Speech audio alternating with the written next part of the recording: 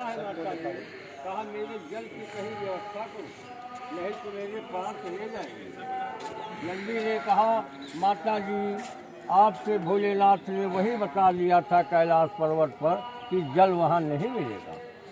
जब इतनी बात सुनी तो पार्वती जी जब क्रोधित हो गई, तो क्रोधित होने के बाद में भोलेनाथ का जो तीसरा नेत्र था वो खुल गया। भोलेनाथ ने कहा बताइए आपको जंगल में किसने सताया। कहा स्वामी जी हमको किसी ने नहीं सताया है, हमको एक प्यास ने सताया। जब उनका नेत्र खुला तो आकाश प्रलय काल मच गया। देवता ऋषि चिड़िया पक्षी पहाड़ पर्वत सब विनाश होने लगा। इतने में जितने देवी देवता थे इसी जंगल में आ गए। कहा भोलेनाथ ये आप क्या कर रहे हो। कहा फिर कहा हमको एक कमंडल जल चाहिए। तो कहा ठीक है अपने ब्रह्मांड को बंद करिए, जो ब्रह्मा जी ने शक्ति को बनाया है उसका सब विनाश हुआ जा रहा। कहा ठीक है हम अपने ब्रह्मांड को बंद करेंगे, हमको एक कमंडल जल कितने टाइम मिलेगा। तो वहाँ पर सूर्य भगवान खड़े हुए थे। कहा जब हम प्रातः काल उदय होंगे तो अपने किरणों द्वारा आपका कमंडल जल का भर देंगे। जब सुबह हुई सूर्य नारायण उदय हुए हैं, जब भोलेनाथ ने अपना कमंडल किया तो वो जल जो था कमंडल से भर गया। उस जल में बहुत बड़ा तेज था और भोलेनाथ और पार्वती जी के तपस्या का बल था। तो जब पार्वती जी के सामने गया तो जल देखते देखते उसकी प्यास बुझ गई।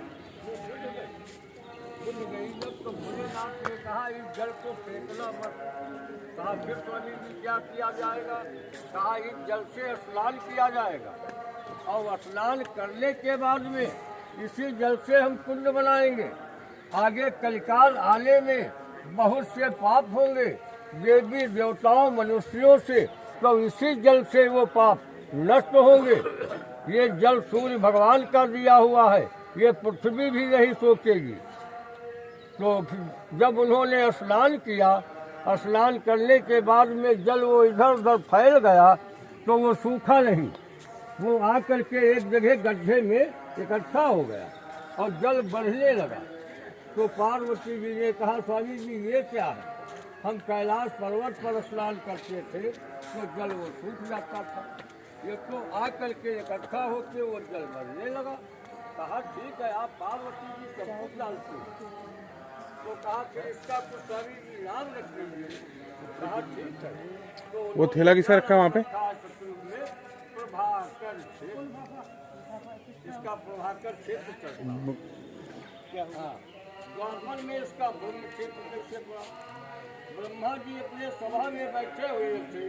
जब शाम को अपने घर को गए हैं तो उनके स्त्री के पलंग पर कहीं कन्या लेट गई होगी, तो उन्होंने स्त्री के भाव से कन्या पर निगाह डाल दी।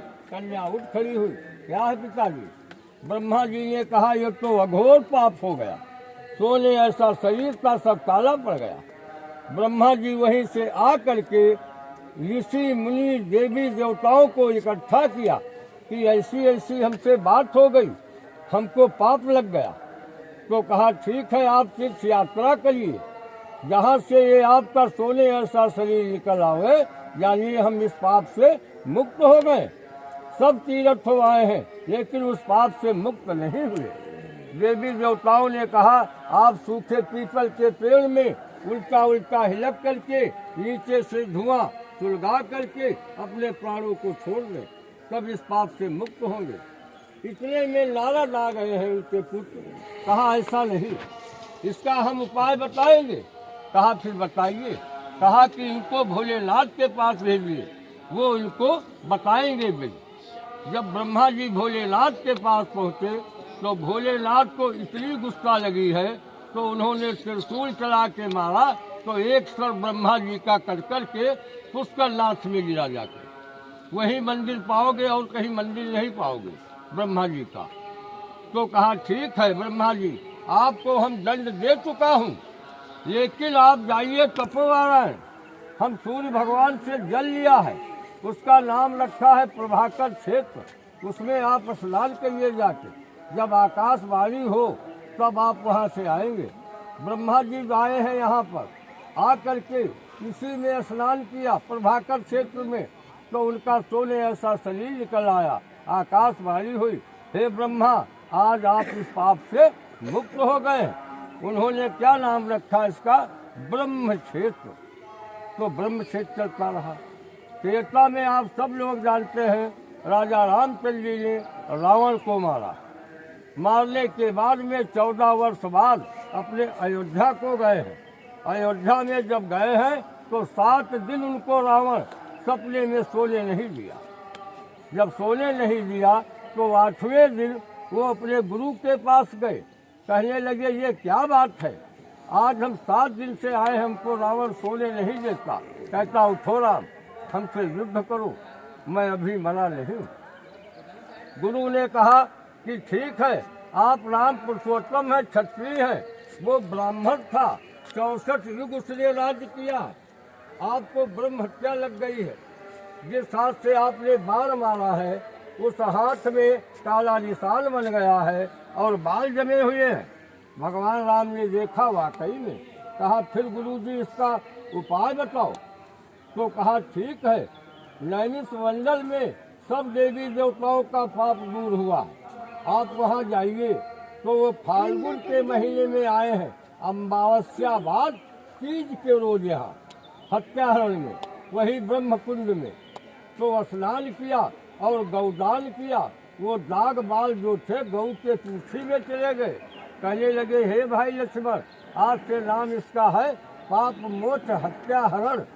जान में हो अनजान में हो, चींटी चीता गौ हत्या, बाल हत्या, जान में अनजान में यहाँ आने से जन्म जन्म के पाप नष्ट हो जाते हैं। तब से उन्होंने इसका नाम रख लिया पाप मोक्ष हत्याहरण। बोलिए श्याम रामचंद्र की जय। अब आप लोग बैठ करके स्नान करिए, धीरे में ऊपर करके कपड़ा बदलने के लिए वो बना है आप लोगों